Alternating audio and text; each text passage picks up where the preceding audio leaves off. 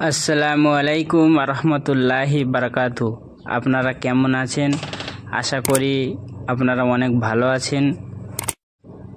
আমি যেই জায়গায় অবস্থান করেছি এটা জর্ডানের সাহাবি গাছ। ইংরেজিতে এটা বলা হয় দ্য ব্লেসেড ট্রি, বা আরবিতে বলা হয় শাজারাতুল মুবারাকাত। এটি অত্যন্ত ঐতিহাসিক এবং অলৌকিক বলে কথিত বৃক্ষ, যা মরুভূমির মাঝে প্রায় 1500 বছর ধরে এটি আছে। এর সাথে হজরত মুহাম্মদ সাল্লাল্লাহু আলাইহি ওয়াসাল্লামের নবুয়াতের প্রাপ্তির পূর্বে এটি অলৌকিক ঘটনা জড়িয়ে বলে বিশ্বাস করা হয়। সাহাবি গাছটি জর্ডানের রাজধানী আম্মান থেকে প্রায় 156 কিলোমিটার দূরে সাফাভি এলাকার মরুভূমি অবস্থিত। এটি একটি আটলান্টিক পেস্তা গাছ। একসময় এই পথটি মক্কা থেকে দামেস্কের প্রাচীন বাণিজ্য পথের অংশ ছিল।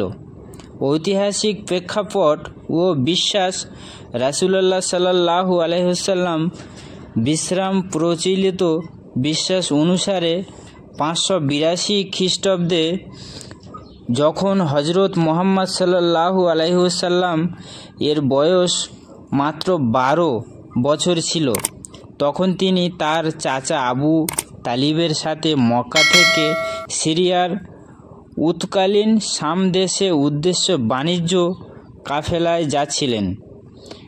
যাত্রাপথে জর্ডানের এই মরুভূমি এলাকা দিয়ে যাওয়ার সময় তারা ক্লান্ত হয়ে পড়লেন এবং এটি বিশ্রাম নেওয়ার জায়গা সন্ধান করেছিলেন। চারদিকে যখন কোনো গাছ বা জায়গা ছিল না, তখন তারা দূরে একটি শুকনো পাতাবিহীন এবং মৃতপ্রায় গাছ দেখতে পান। গাছের যখন ক্লান্ত বালক মুহাম্মদ সাল্লাল্লাহু আলাইহি ওয়াসাল্লাম তার চাচার সেই পাতাবিহীন গাছের নিচে বিশ্রাম নিয়ে বসেন, তখন আল্লাহর নির্দেশে অলৌকিকভাবে গাছটি সজীব হয়ে ওঠে এবং এর ডালপালা সবুজ পাতায় ভরে যায়, যা তাদের ছায়া প্রদান করে। এই ঘটনা দূর থেকে একজন খ্রিস্টান সন্ন্যাসী, যার নাম জার্জিস ওরফে বুহাইরা, এই অলৌকিক ঘটনা দেখে বুহাইরা নিশ্চিত হন তিনি এই গাছের নিচে আগে কখনো কাউকে বসতে দেখেননি এবং গাছটিও ছিল পাতাবিহীন। তিনি মুহাম্মদ সাল্লাল্লাহু আলাইহি ওয়াসাল্লামের চাচার কাছে এসে তার পরিচয় জানতে চান। মুহাম্মদ সাল্লাল্লাহু আলাইহি ওয়াসাল্লামের বাবার নাম আবদুল্লাহ এবং মায়ের নাম আমিনা জানার পর এবং বালক মুহাম্মদ সাল্লাল্লাহু আলাইহি ওয়াসাল্লামকে দেখে তার সাথে কথা বলে বুহাইরা নিশ্চিত হন যে এই বালকই সেই বহু প্রতীক্ষিত সেই নবী, যার সম্পর্কে তিনি আসমানি কিতাবে পড়েছেন। তিনি আবু তালিবকে সতর্ক করেন, বলেন এই বালককে শত্রুদের থেকে রক্ষা করতে তিনি শেষ যুগের নবী। এই ঘটনার পর থেকেই গাছটি সাহাবি গাছ বা দ্য ব্লেসেড ট্রি নামে পরিচিতি লাভ করে।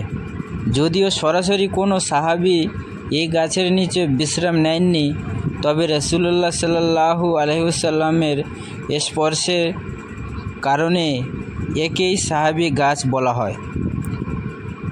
বর্তমান অবস্থা ও এই গাছটি প্রায় 1500 বছর ধরে মরুভূমি রুক্ষ পরিবেশে টিকে আছে, যা এর অলৌকিকতার অন্যতম প্রাণ হিসাবে দেখা হয়। এই পাশাপাশি শত শত কিলোমিটার জুড়ে কোনো গাছপালা নেই, তবে এটি সতেজ ও সবুজ রয়েছে। জর্ডানের বাদশাহ দ্বিতীয় আবদুল্লাহ স্থানটিকে একটি পবিত্র স্থান হিসাবে স্বীকৃত দিয়েছেন এবং গাছটিকে রক্ষা করার জন্য এর চারপাশে বেড়া নির্মাণের নির্দেশ দিয়েছেন। বিশ্বের বিভিন্ন প্রান্ত থেকে হাজার হাজার মুসলিম এই ঐতিহাসিক গাছটি দেখতে আসেন। অনেক মুসলমানের কাছে এই গাছটি মহান আল্লাহর অস্তিত্ব এবং হজরত মুহাম্মদ সাল্লাল্লাহু আলাইহি সাল্লামের নবুয়াতের একটি জীবন্ত নিদর্শন হিসাবে বিবেচিত হয়। এর নিচে বসে অনেকে নামাজ আদায় করেন এবং প্রশান্তি লাভ করেন। এই সাহাবী গাছের আশপাশে অনেক দেশের বর্ডার আছে। এর পশ্চিমে ফিলিস্তিন ও ইসরায়েল, উত্তরে সিরিয়া, পূর্বে ইরাক এবং দক্ষিণে সৌদি আরব অবস্থিত। জর্ডান একটি সেমি মরুভূমি দেশ, যেখানে প্রাচীন ঐতিহাসিক স্থান প্রচুর রয়েছে। এতগুলো কুদরতি কথা শুনে আপনারা কি বুঝলেন? যেই নবী আমাদের মুহাম্মদ রাসূলুল্লাহ সাল্লাল্লাহু আলাইহি সাল্লাম, যিনি না হলে আল্লাহ তাআলা দুনিয়া পৃথিবী বানাতেন না, সেই নবী করিম সাল্লাল্লাহু আলাইহি সাল্লাম এক ওয়াক্ত নামাজ ছাড়তো না, 5 ওয়াক্ত নামাজ পাবন্দির সাথে পড়তো। তাই আমাদের দরকার প্রত্যেক মুসলমানদের 5 ওয়াক্ত নামাজ পাবন্দির সাথে পড়া দরকার এবং আমাদের ঘর পরিবার সবাইকে নামাজের দাওয়াত দেওয়া, তাবলীগ করা ইনশাআল্লাহ।